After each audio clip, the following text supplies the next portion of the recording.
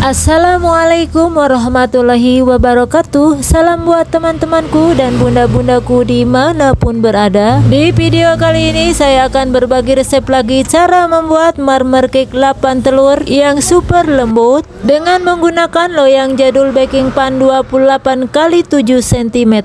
Buatnya mudah dan rasanya enak dan moist banget serta nggak seret sama sekali di tenggorokan. Nah, biar nggak berlama-lama langsung kita ke cara membuatnya. Langkah pertama, kita lelehkan terlebih dahulu margarin sebanyak 200 gram. Kalau sudah meleleh, tambahkan dengan 50 ml minyak sayur. Lanjut diaduk-aduk hingga benar-benar tercampur. Kalau sudah tercampur, langsung kita angkat saja dan kita sisihkan hingga benar-benar dingin. Siapkan wadah besar, lalu masukkan 8 butir telur ukuran sedang. Lalu tambahkan 1 sendok makan SP. Bisa diganti dengan ovelet atau TBM ya teman-teman. Lalu masukkan 250 gram gula pasir dan jangan lupa untuk menghilangkan bau amis, kita tambahkan sedikit atau secukupnya vanili cair atau bisa diganti dengan vanili bubuk. Biar tambah lebih gurih, sebaiknya kita tambahkan dengan sedikit garam. Kemudian semua bahan ini kita akan mixer dengan menggunakan kecepatan yang sedang. Kalau sudah sedikit membusa, kemudian kita naikkan kecepatan yang paling tertinggi hingga menghasilkan adonan putih kental dan berjejak.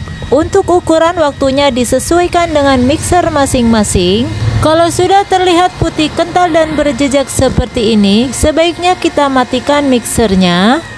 Untuk tekstur adonannya harus seperti ini ya teman-teman. Jadi bila diangkat gagang mixernya, si adonan tidak mudah jatuh. Lalu kita tambahkan susu bubuk 1 bungkus dan kita ayak biar tidak ada yang menggerindil. Lalu kita akan mixer sebentar asal tercampur saja. Kalau udah, lanjut kita akan tambahkan 2 saset SKM putih. Kalau sudah, kita mixer kembali sebentar saja asal tercampur. Kalau sudah teksturnya kental seperti ini, lanjut kita tambahkan 270 gram tepung terigu protein sedang yang sebelumnya sudah diayak terlebih dahulu. Lanjut kembali di mixer dengan menggunakan kecepatan yang paling terendah saja ya. Kita aduk pelan-pelan dengan mixer sambil kita tuangkan tepung terigu secara bertahap.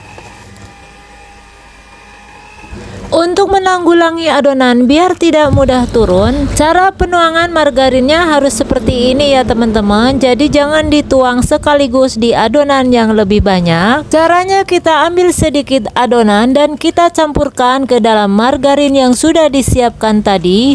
Lanjut diaduk-aduk hingga tercampur merata. Dirasa masih kurang kental, sebaiknya kita tambahkan lagi sampai dirasa benar-benar teksturnya kental. Kalau dirasa sudah kental seperti ini, sebaiknya kita langsung saja tuang ke dalam adonan yang lebih banyak. Tuang semua hingga adonannya habis sambil dimixer pelan-pelan dengan menggunakan volume yang paling terendah saja ya. Kalau sudah tercampur, lanjut kita matikan mixernya. Kemudian kita lanjutkan mengaduk balik dengan spatula untuk mengetahui si adonan ini benar-benar tercampur apa belum. Lanjut kita ambil sebagian adonan atau secukupnya untuk membuat motifnya. Di sini saya menggunakan sedikit pasta coklat atau secukupnya. Untuk pastanya teman-teman bisa disesuaikan dengan selera masing-masing. Siapkan loyang jadul baking pan 28 x 7 cm. Sebelumnya sudah diolesi dengan Carlo ya. Nah, untuk penuangan adonannya kita tuang setengahnya terlebih dahulu ya, sambil kita ratakan. Kemudian kita beri motif coklat yang sudah disediakan tadi. Nah, jadi untuk pembuatan motifnya di sini saya membuat motifnya di bagian tengah saja, tidak di bagian atas ya teman-teman. Nah, untuk pembuatan motifnya itu disesuaikan juga dengan selera teman-teman semua. Tuang semua adonan coklatnya hingga habis dan kita akan timpa kembali dengan sisa adonan putihnya. Tuang semua sisa adonan putihnya hingga habis. Sebelum adonan kita panggang, kita wajib panaskan terlebih dahulu alas pemanggangnya ya. Gunakan api yang sangat besar seperti ini. Kalau sudah panas, kemudian kita akan kecilkan apinya. Lalu kita letakkan baking pan yang berisi adonan tadi. Nah, kita wajib buka lubang bagian pinggir baking pannya ya teman-teman. Kita masak kurang lebih 20 menit dengan posisi lubang bagian pinggir baking pannya tertutup. Jangan lupa gunakan api sedang cenderung kecil. Kalau sudah mencapai 20 menit, kemudian kita akan buka lubang bagian pinggir baking pannya. Kemudian kita masak kembali dengan menggunakan api yang sangat kecil. Nah, ini sudah 50 menit sudah matang. Kemudian kita akan keluarkan dari loyangnya. Nah, ini tampilan bagian bawahnya mulus ya teman-teman. Ini ada sedikit agak gosong tapi nggak gosong banget. Jadi ini apinya tidak rata tapi nggak apa-apa ya teman-teman.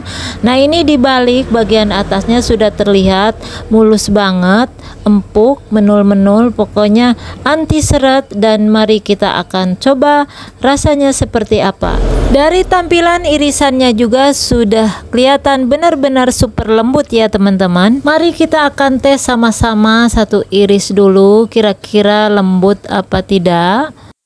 Nah, ini terlihat benar-benar moist banget, super lembut dan tidak lengket sama sekali di tangan.